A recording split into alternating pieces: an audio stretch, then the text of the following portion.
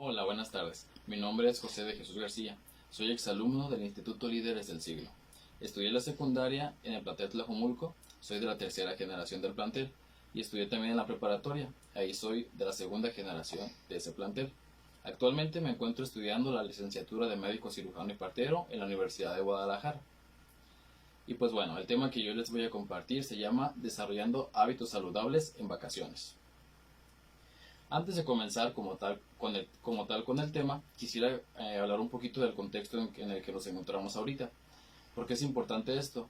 Si bien venimos de una etapa de confinamiento pues bastante largo, vamos a entrar en una etapa donde tenemos ciertas libertades. Sin embargo, yo creo que es muy adecuado que consideremos realizar esos nuevos hábitos en nuestra casa, o de preferencia en lugares donde no haya muchas personas, pues para así irlos adaptando a lo que se puede hacer en estos días. Algo que es importante es pues que en este periodo vacacional vamos a tener la oportunidad de realizar diferentes actividades, ya que muchas personas contamos con una mayor cantidad de tiempo. No con todos es así, pero igual podemos eh, adquirir nuevos hábitos en cualquier etapa de nuestra vida. Ya entrando de lleno a lo que es el tema, quisiera compartirles una definición, la cual nos va a ayudar a concretizar ciertas cosas y a tener bien claro pues lo que es el tema. En este caso pues es la definición de hábito. Y según la Real Academia Española, tenemos que hábito va a ser el modo especial de proceder o de actuar adquirido por la repetición de actos iguales o semejantes, u que puede ser originado por tendencias instintivas. Algo muy interesante de esta definición, o lo más importante a rescatar, es la parte de la repetición de los actos iguales o semejantes. ¿Qué se quiere decir con esto? Que después de dar cierto número de repeticiones, vamos a poder adquirirlo como un hábito. Algo también que es muy importante es la última parte, en la parte que dice del instinto. ¿Qué quiere decir? Que en cuanto a esta actividad o esta cosa que hagamos se empiece a realizar de una manera instintiva, podemos catalogarlo como un hábito. Para esto, un dato que les quiero compartir es el que habla algunos investigadores de la Universidad de Duke, la cual nos dice que los hábitos representan el 40% de nuestros comportamientos en un día determinado. Muy impresionante porque si nos damos cuenta es prácticamente la mitad de las cosas que hacemos en el día. Todos estos actos pues son muy variados. Puede ser desde, por ejemplo, lavarse los dientes con un instinto que pues prácticamente ni siquiera necesitamos pensarlo. Prácticamente es algo que ya se da por hecho y prácticamente todos los días lo realizamos. Otros, por ejemplo, cuando salimos, apagar las luces. Prácticamente es por instinto siempre que salimos de la casa o del lugar donde estemos, pues apagar la luz cuando ya no se necesita. Y así podemos continuar con un sinfín de actividades que realizamos realmente pues cotidianamente. Y pues bueno, ¿cómo es que se forman los hábitos? Para realmente contemplar o decir que tenemos un hábito como tal, tenemos que considerar tres puntos. El primero es que las actividades que programemos deben estar realizadas de una forma programada, es decir, que lo tengamos contemplado tal cual como lo queremos hacer. El segundo punto que es importante es incorporarlo a tu rutina diaria para que esté prácticamente día con día realizándose de la manera en que nosotros esperamos. Y por último, debemos tener esta capacidad de poder cambiar conductas que contraricen el hábito que estamos adquiriendo. Por ejemplo, si es dejar el sedentarismo y tener un hábito de más deporte, por ejemplo, o de realizar alguna actividad física, debemos estar conscientes de que tal vez duramos mucho tiempo con un hábito que es contrario y que es negativo. Entonces así podemos realizar el nuevo hábito de una forma más adecuada y pues prácticamente hacerlo de lleno. Ahora bien, ¿cómo saber si realmente ya es un hábito? Existe una creencia popular en la que un cirujano plástico llamado Maxwell Maltz en la década de 1950 aproximadamente realizó diferentes cirugías a algunos pacientes y después de un cierto tiempo empezó a notar que a los 21 días las conductas de aceptación de los nuevos rostros de sus pacientes pues tenían como un patrón bastante peculiar. Después de un tiempo decidió aplicar esto que estaba observando en sí mismo para ver cómo es que pasaba. Eh, cuando pasaron los 21 días se dio cuenta de que prácticamente el rostro nuevo que él tenía lo aceptaba y tenía como un cierto cambio de la percepción que tenía anteriormente y su nueva cara. Entonces empezó a tener esta idea de que prácticamente para la conducta humana 21 días eran muy buenos para tener como este cambio de, pues de hábito de tener la percepción de tu antigua cara.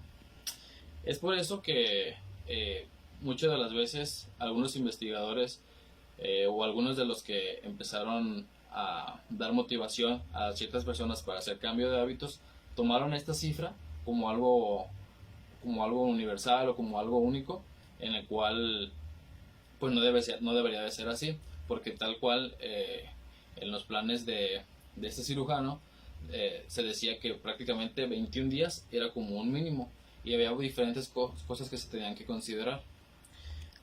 Para esto, en el 2009, Philippa Lilly, que es una investigadora de psicología en la Universidad de Londres, hizo un estudio en el cual ella comprobó que prácticamente a los 2 meses, siendo un poco más específico, a los 66 días, uno podía considerar tal cual lo que es un hábito, porque el comportamiento se convertía en algo automático, algo que no necesitabas planear ni siquiera pensar para hacerlo.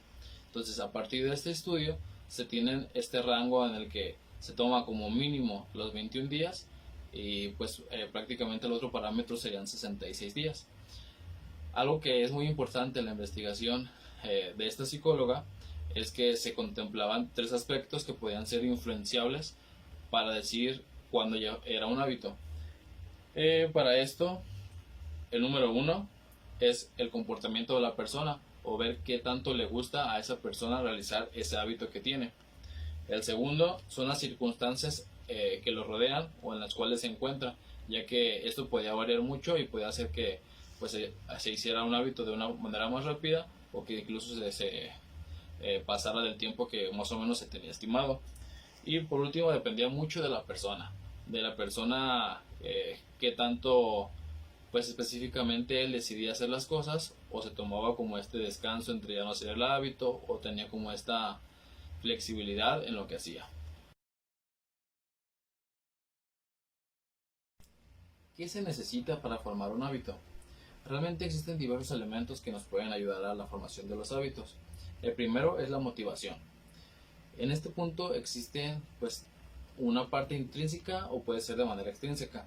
En la primera, que es la intrínseca, podemos tener como esas ganas o ese interés por querer hacer la actividad que nos pueda ser beneficiosa.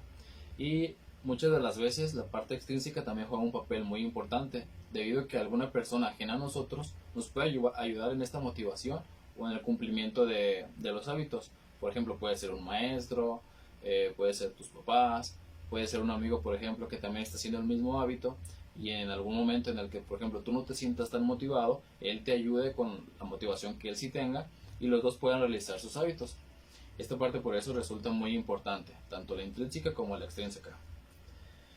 Algo que también es muy interesante es la fuerza de voluntad que cada persona tenga. Un dicho bastante viejo menciona que la fuerza de voluntad se utiliza en las carreras de corta distancia, pero nunca se utiliza en los maratones. En esta frase podemos ver cómo esta fuerza de voluntad nos va a ayudar al inicio o en la planeación de los hábitos. Sin embargo, al momento de esta constante repetición de actividades, pues la fuerza de voluntad, digamos que solo va a ser como ese impulso y lo demás nos lo va a ir indicando, por ejemplo, la disciplina, las otras motivaciones que tengamos. Entonces, hasta ahorita tenemos la motivación y la fuerza de voluntad. Otro punto que va a ser muy importante o que de repente tenemos que considerar es la ambivalencia. ¿Qué quiere decir esto? Que muchas veces vamos a tener cosas que nos van a hacer que nos sintamos atraídos por hacer este nuevo hábito. Sin embargo, va a haber otras que nos nos pueden hacer sentir repulsión. ¿Qué quiere decir esto? Que a lo mejor sí tenemos ganas de ir a correr y demás, pero por ejemplo lo hacemos a la hora que hay mucho sol y esto pues pudiera causarnos como esa cierta repulsión a no continuar con nuestro hábito. Ahora vamos a entrar con los consejos para los hábitos. Son 5. El primero de ellos es concretizar. no dejar nada al aire, ni de forma inespecífica. Un ejemplo de forma inespecífica podría ser como voy a ir a correr. Y ya de una forma más concreta sería voy a correr el día de mañana durante una hora esta parte de mi colonia, de tal lado a tal lado, 3 vueltas, por ejemplo, en ese lapso de tiempo. Se fijan, hay mucha diferencia. En el primero pues se deja como muy al aire, lo cual nos va a facilitar como que se pueda postergar o que no se realice el objetivo que queremos desde un principio. Entonces hacerlo de la forma concreta nos va a ayudar, especialmente cuando somos principiantes o cuando estamos iniciando con el hábito, para poder realmente realizarlo. El segundo consejo que les puedo dar es dividir en fases pequeñas. ¿Qué quiere decir esto? Digamos que el hábito que queremos formar es en un mes correr una hora.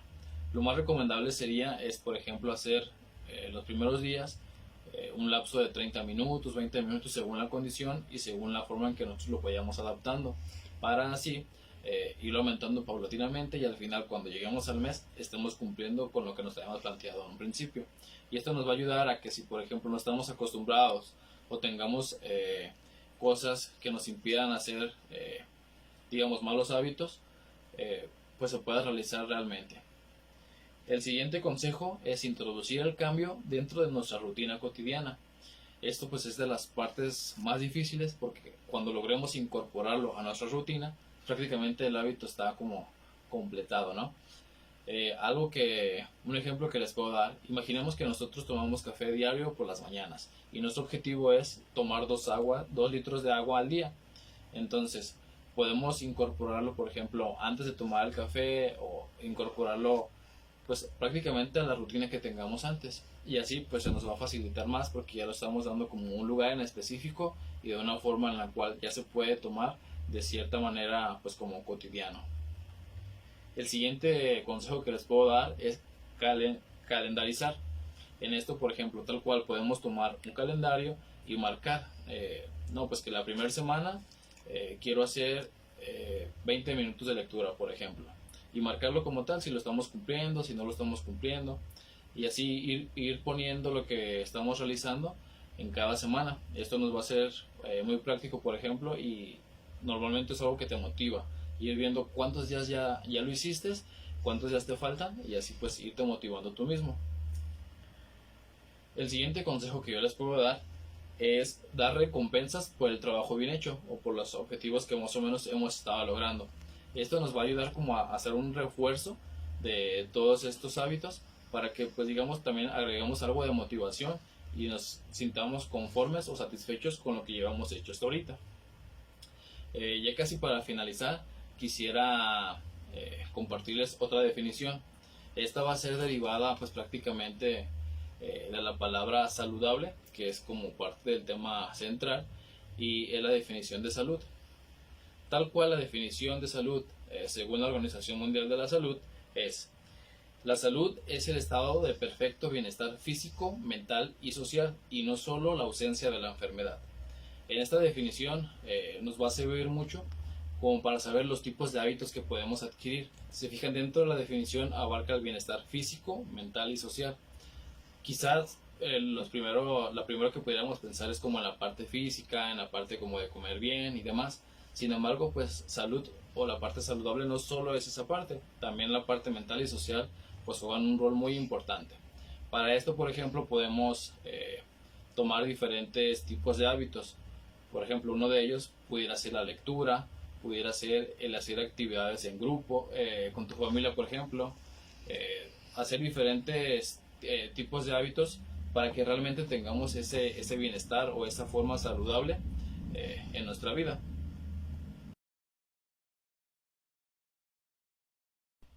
Ya para finalizar, y haciendo un poco de alusión a la definición que les compartí anteriormente, yo en lo personal les diría que tomaran cada uno de los 3 puntos que les dije, del bienestar físico, social y el mental, y que en cada uno de ellos tomáramos un hábito. Por ejemplo, en el físico, pues que realizáramos alguna actividad física. Si ya la realizamos, pues podemos mejorarla o implementarla de una forma que, si a lo mejor no es hábito del todo, pues realmente concretizarla y que se forme un hábito. en este caso, si lo queremos, por ejemplo, realizar en casa, pues hay diferentes aplicaciones que nos pueden ayudar, incluso con los consejos para calendarizar y demás. Entonces eso resulta de una manera muy práctica.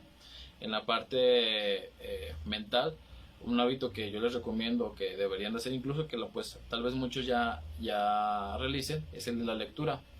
En este caso quisiera dar como un poquito de énfasis a, por ejemplo, números que tenemos aquí en México sobre las personas que leen. Y es que, por ejemplo, el índice que nos ofrece la UNESCO sobre México en cuanto al hábito de leer es que de 108 países en los cuales se hizo una encuesta, México se encuentra en el lugar número 107 en cuanto a las personas, en cuanto a los lectores.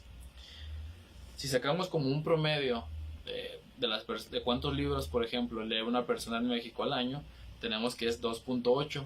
Y si lo comparamos con países, pues por decir algo cercano, por ejemplo, de Latinoamérica, como Chile, que lee aproximadamente 5.4 libros al año, o como Colombia, que lee 5 libros al año, pues hay mucha diferencia. Entonces el hábito de la lectura en México pues está un poco, la verdad no está tan alto como en otros países, y eso que no lo estamos comparando con países europeos o con países, por ejemplo, de China y demás. Entonces el hábito de la lectura pues puede ser algo muy práctico y que pues realmente todos podemos realizar en nuestra casa. Y en la parte social, pues la recomendación es que ahora que estamos o pues hemos pasado mucho tiempo con nuestra familia, podemos tomar el hábito de hacer alguna actividad, por ejemplo, algún juego de mesa, por ejemplo, destinar 15, 20 minutos para empezar, en que realicen alguna plática. Entonces, estas tres áreas yo les recomiendo que tomen una de cada una y pues elijan qué hábito pueden hacer. Igual ustedes lo pueden aplicar en el hábito que ustedes quieran. Bueno, pues muchas gracias. De mi parte sería todo. Espero les haya sido de utilidad esta parte de la cápsula del día de hoy. Y pues muchas gracias.